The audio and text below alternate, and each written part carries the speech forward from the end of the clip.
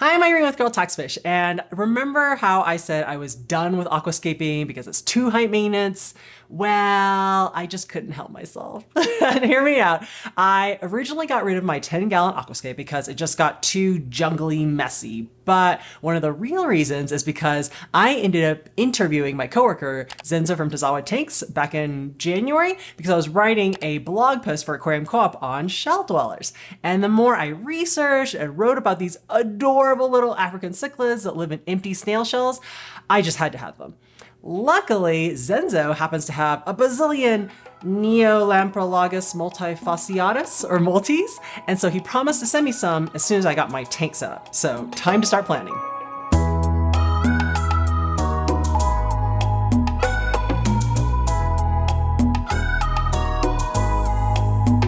Now, when I started looking online for pictures of shell dweller aquariums, they always were of a bunch of algae covered shells and some mismatched random rocks everywhere. Like, I want something functional, but also nice looking. So Zenzo, why don't you tell me your list of tank requirements for this species? Okay, Irene, I know you've never kept African cichlids before, but it's pretty easy, especially these types. So the first thing that you want to do is you want to get yourself a 20-gallon long. It's a perfect footprint for keeping these shell dwellers. Great, picked up my order from Petco for a Aquarium tank, matching lid, and it passed the leak test. Substrate is going to be important. I would recommend using aragonite.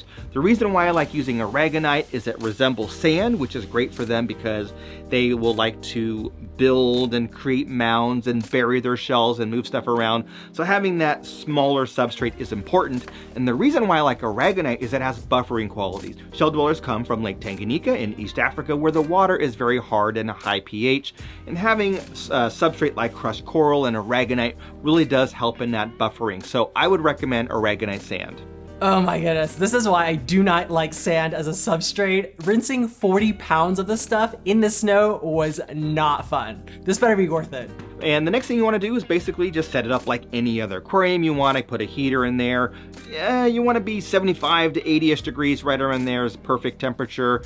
And I would recommend some type of filtration that doesn't allow fry to get sucked up because the baby fish are very small. The fish themselves are small. So I would think that a sponge filter would be optimal, and that's what I use, and probably something that you have laying around, so try a sponge filter. Check and check. I am using the Aquarium Co-op 100 watt heater, and then for the sponge filter, if you don't know how to install one, I've got a whole tutorial about it over here. All right, I'm gonna add a quick little step in here because as soon as I had the bare bones of the tank set up, I wanted to start the aquarium cycling process as soon as possible. And if you don't know what that is, it's basically trying to grow a lot of beneficial bacteria and live aquarium plants that will help purify the water and consume the waste chemicals produced by your fish's poop. Now, I have done a whole playlist over here of various cycling methods, which one's the fastest, but basically for this tank, I threw every trick in the book at it. Over the course of 3 to 4 weeks, I added a cycled sponge filter, live aquarium plants, eventually a group of juvenile platies, and then for good measure, a healthy dose of Fritz Zyne 7 nitrifying bacteria. All right, back to Zenzo's list.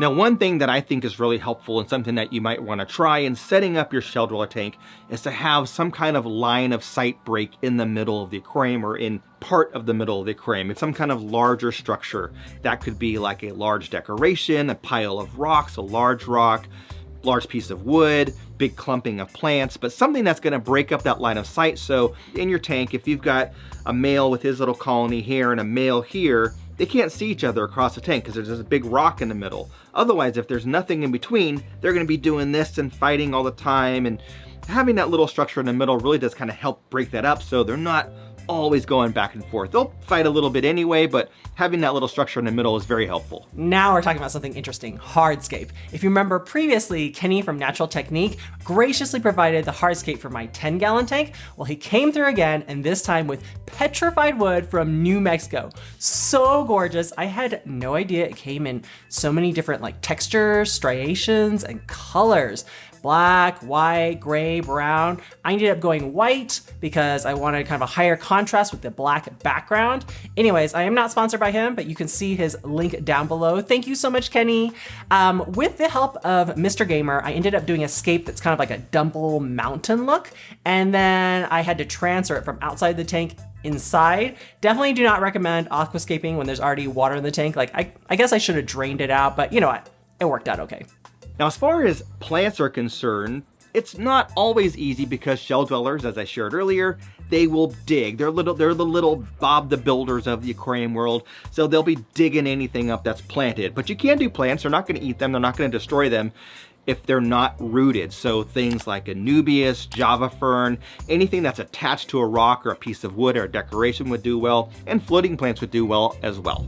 That sounded weird as well. Well, I don't think I'm gonna go with anubias or java fern just because the rockwork is so pretty. So instead, I went with floating water sprite just because it's so fast growing and sucks up nitrate like crazy, which means less water changes for lazy old me.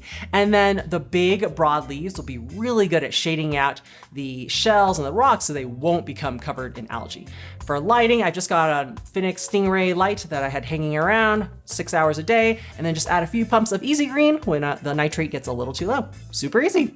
The most important part of your shell dweller setup is shells. I recommend using escargot shells, the extra large ones. I think the company's called Roland.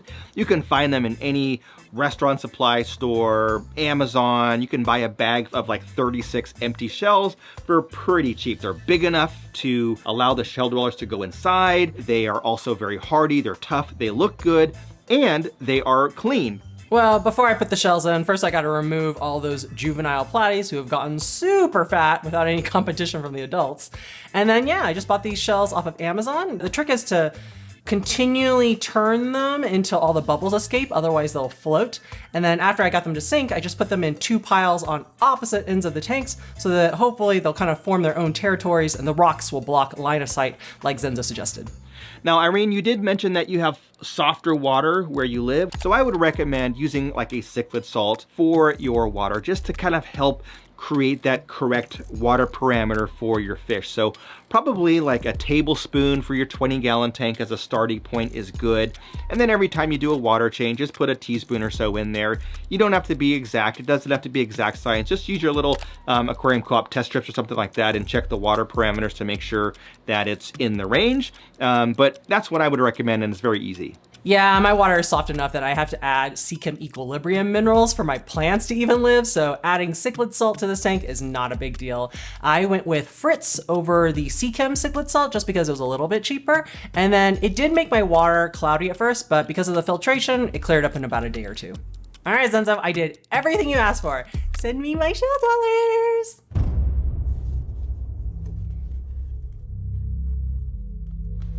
All right, yeah, about that. We sent some fish to Irene. Irene, you got those obviously. Cardboard feels damp. And we had kind of a tough situation. So boxed up the fish, and the problem is that when I went to the postal place to ship them, I had a few options. Some of them were very expensive. And then the next option was like $100 to ship a very small box of fish to you. It feels a little wet in here. I smell fishy smell. The heat packs seem like room temperature. Well, it wasn't next day. It wasn't even 2 days later. It was 3 days later. So not only did we have to wait like 6 weeks to get them out because of the weather, then we had to deal with this whole issue with sending them through USPS. It smells really fishy. And it was very stressful. I wasn't sure if they were going to arrive alive or not, which we'll hear from Irene about. You guys, when I got this box from the mail carrier, it smelled like the ocean in a really bad way. Oh no, they're all dead, I'm pretty sure. I opened it up and I was super bummed because only 2 out of the 8 shell dwellers had survived. And it was really scary because I put them in the tank and then they're gasping at the surface, probably because their gills were burned. And then they were doing this weird shimming behavior when they were swimming. So I was in constant contact with Zenzo. Like, he was great about the whole thing, and he was like, hey, try putting some more cichlid salt in there, and they did, and now they're acting more normal, thankfully. So I was very disappointed. I was gutted, to be honest with you. I love fish, I love these little animals, and to know that they didn't all make it because it's our fault, right? It's not anyone else's fault. It's our fault, my fault for shipping them not next day, guaranteed next day.